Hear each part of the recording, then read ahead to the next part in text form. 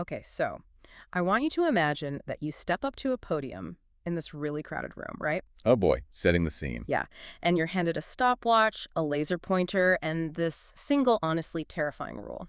Okay, what's the rule? If you speak faster or slower than exactly 140 words per minute, or get this, if you dare to tell even one personal story, your microphone is just immediately cut off. Wow.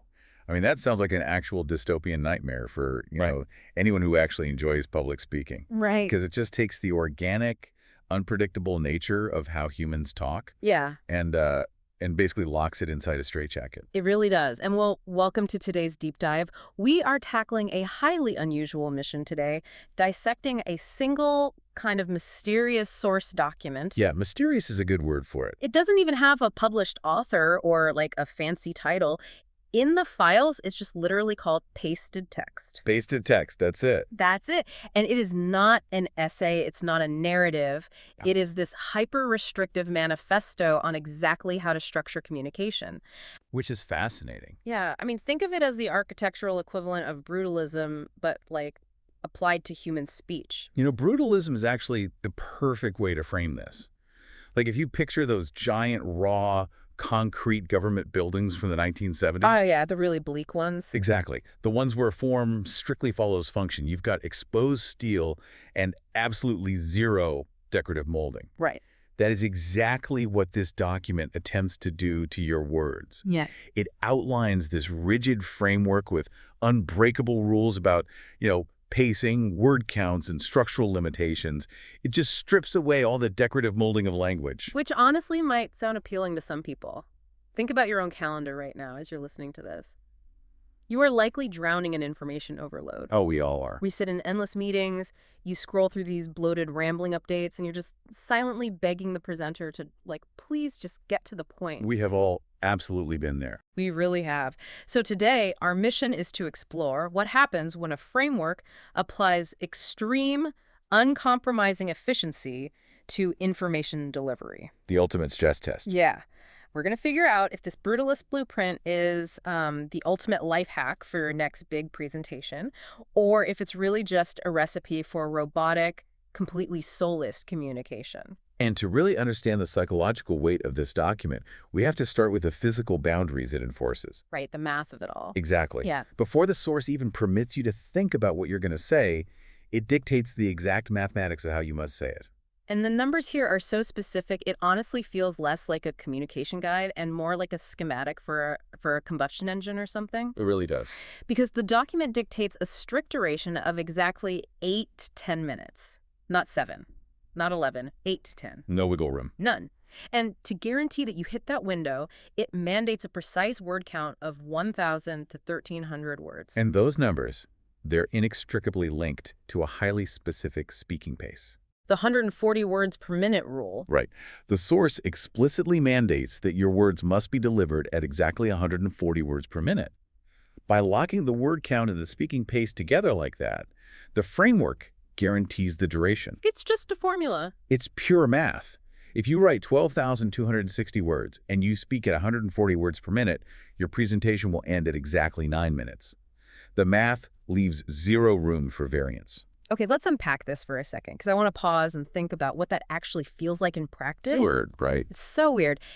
If I am forced to maintain exactly 140 words per minute, I'm essentially running on a treadmill that's locked at a specific speed. But that's a great analogy. Right. Like, I can't suddenly sprint because I hit an exciting point in my speech. Yep.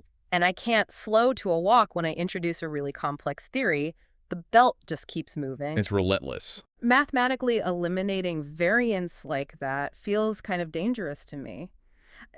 Doesn't locking a speaker into a metronome completely destroy the ability to, pause for dramatic effect or to slow down and whisper to convey gravity? I mean, the short answer is yes.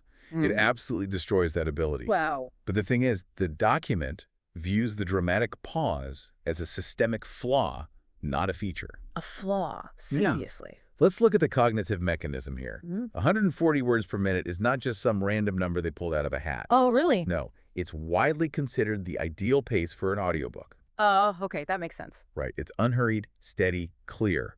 The human brain can process incoming language at that exact speed without experiencing cognitive overload, and crucially, without the mind wandering. So it's basically optimizing for pure data ingestion. Exactly. It's treating the human ear like a download port.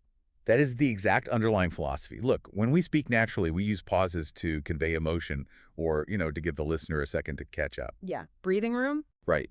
But in a strictly utilitarian framework, a 3-second dramatic pause is simply 3 seconds of unacceptable latency. Unacceptable latency. Yeah. It is 3 seconds where the data transfer rate literally drops to 0. Wow. Unacceptable latency in human speech.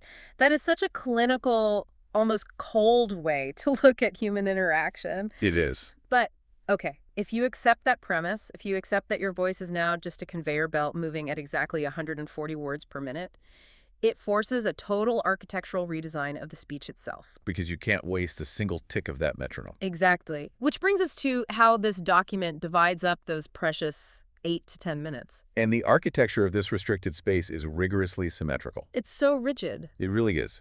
The document mandates a framing mechanism that basically acts like a pair of bookends. You have a 30-second introduction and a 30-second conclusion. Okay, let's just do the math on that based on the pacing rule. Go for it. 30 seconds at 140 words per minute is exactly 70 words. It's nothing. That is incredibly short. That's like the length of 2 brief text messages. Yeah, it forces brutal economy on the speaker. The source states that the intro is strictly limited to stating the topic and why it matters. That's it. So no fluff? Zero fluff. You cannot warm up the room. You cannot ask the audience how their weekend was. Oh man, no standard meeting banter. Banned. You cannot tell a self-deprecating joke to break the ice.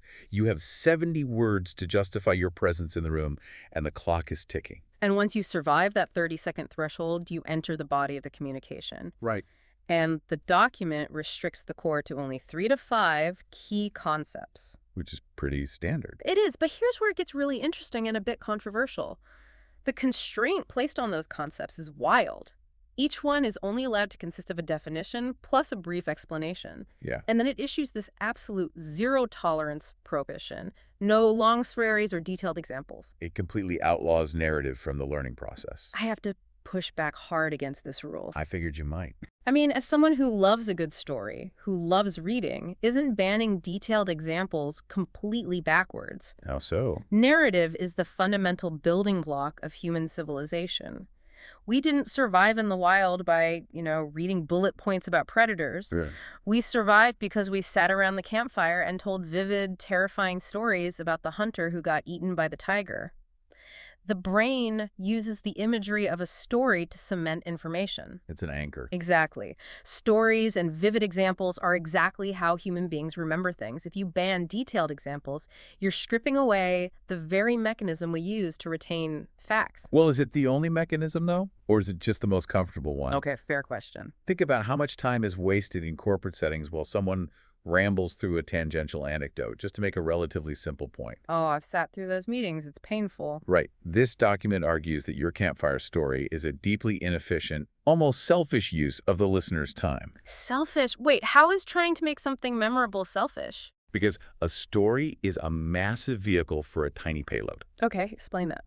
Let's use an analogy from digital audio. Think about a WAV file versus an MP3. All right. A WAV file is uncompressed.